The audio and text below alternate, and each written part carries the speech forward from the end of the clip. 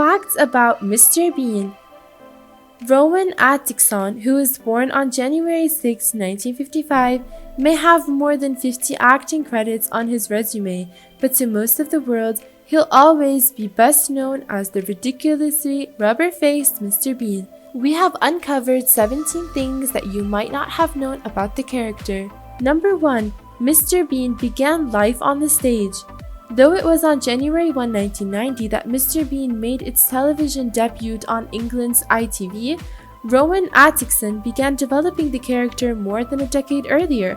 While he was pursuing his master's degree in electrical engineering, I was asked in my first term at Oxford to do a sketch in those one-night show at the Oxford Playhouse, and I'd never written anything. Atkinson recalls in The Story of Mr. Bean, a feature on Shout, Factory's The Whole Bean DVD. I'm not really naturally a writer, so I just had to invent sort of 5 minutes of something at 48 hours notice. I just stood in front of the mirror and started to mess about with my face, and this strange, surreal sort of non-speaking character evolved. Number 2. Only 14 episodes of Mr. Bean were ever produced. Even the most dedicated fans have trouble reconciling the fact that only 14 episodes of the live-action series were ever produced. It did, of course, span 2 movies, an animated series which returned to British television in 2015, a video game, and some books, including Mr. Bean's definitive and extremely marvelous Guide to France. Number 3.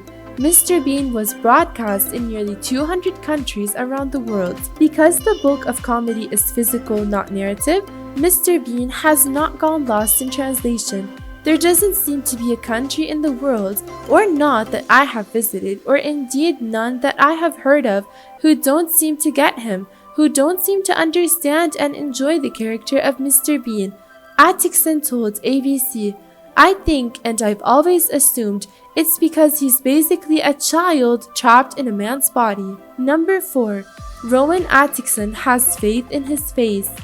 While the beginning of Mr. Bean started by looking in the mirror, Atkinson decided to put faith in what he was doing with his face following that first successful performance at Oxford. In the sketch the following Sunday, "I just went through a whole lot of facial expressions," Atkinson said in a BBC World Service radio interview. "I'm not sure whether there was a particular narrative, a logic to it, but I did my best and it certainly solicited laughter. But since then, I've hardly ever looked at my face. I hope it's doing what I think it's doing." Number 5. Love Actually director Richard Curtis developed Mr. Bean with Rowan Atkinson. Atkinson's creative partner at the time and the man who helped develop the character of Mr. Bean was writer-director-producer Richard Curtis. The two collaborated on Not the 9 O'Clock News and Blackadder before Mr. Bean ever hit the airwaves. Curtis would later make the jump to the big screen as the writer of 4 Weddings and a Funeral, Notting Hill, and Bridget Jones' Diary, and the writer-director of Love Actually, The Boat That Rocked, and About Time. Number 6. Rowan Atkinson was inspired by Jacques Tati.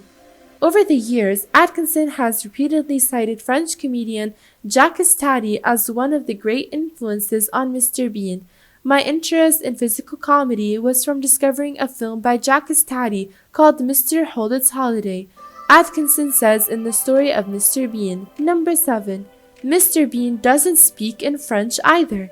Before he made his small-screen debut, Atkinson tried out the Mr. Bean character on the audience at the Just for Laughs festival in Montreal, Quebec. In order to ensure that the character's near-silent comedy would translate, he requested to perform for a French-speaking audience as opposed to the English-speaking attendees. Number 8.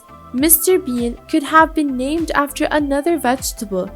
It wasn't until shortly before Mr. Bean hit the airwaves that the character actually got his name. Originally, he was going to be called Mr. White. Then the show's creators began throwing around some vegetable names and considered Mr. Cauliflower before deciding on Mr. Bean. Number 9.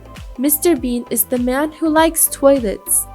Mr. Bean doesn't speak often, but when he does, the voice he uses is the same one Atkinson used to voice the Man Who Likes Toilets sketch on Not the 9 O'Clock News. Number 10. Rowan Atkinson thinks Mr. Bean is an anarchist.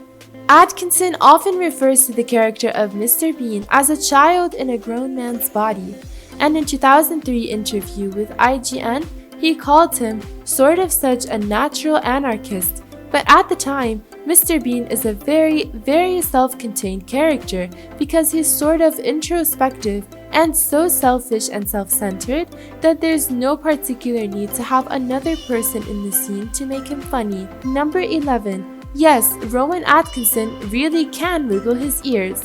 Mr. Bean's legendary ear wiggle is one trait Atkinson has in common with his on-screen alter ego.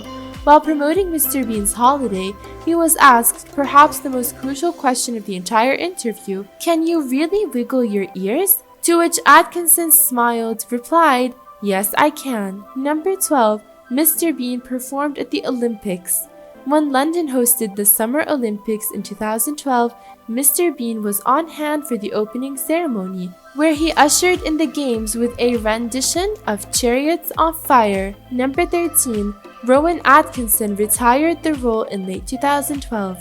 In an interview with The Telegraph in November of 2012, Atkinson admitted that Mr. Bean's time was coming to an end. "The stuff that has been the most commercially successful for me, basically quite physical, quite childish, I increasingly feel I'm going to do a lot less of." Atkinson said, "Apart from the fact that your physical ability starts to decline, I also think someone in their 50s being childlike becomes a little sad.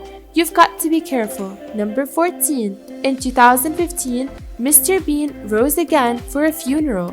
Never say never. On March 13, 2015, a brand new Mr. Bean sketch, The Funeral, premiered to celebrate comic relief and in honor of Bean's 25th anniversary. Number 15. Mr. Bean's creators could not have predicted its success. When asked about Mr. Bean's enduring appeal during a BBC World Service Radio interview earlier this year, executive producer Peter Bennett Jones said, "I don't think anyone could have anticipated quite how successful and long-lived it would be. Coming up to 25 years is an extraordinary thought since we first went on air on January 1, 1990. Mr. Bean's been very good to all of us, so we love Mr. Bean." Number 16. You probably haven't seen Mr. Bean's third movie. That's not all the appearances Mr. Bean has made since his retirement. You very likely won't have seen or heard of it, but last year, the character actually starred in his third feature film. Number 17. Richard Curtis has other ideas about where the character comes from. Richard Curtis, the Four Weddings and a Funeral Notting Hill filmmaker who co-created Mr. Bean along with Rowan Atkinson, doesn't necessarily agree with the Mr. Bean is an alien hypothesis. Another popular fan theory is that Mr. Bean is in fact a fallen angel, something that Curtis would seem to endorse in his 2003 film Love Actually. Curtis wrote Rowan Atkinson's character as an angel. It's not a detail that made it to the film, however, and besides, both Atkinson and Curtis prefer to let audiences make their own minds up on the matter.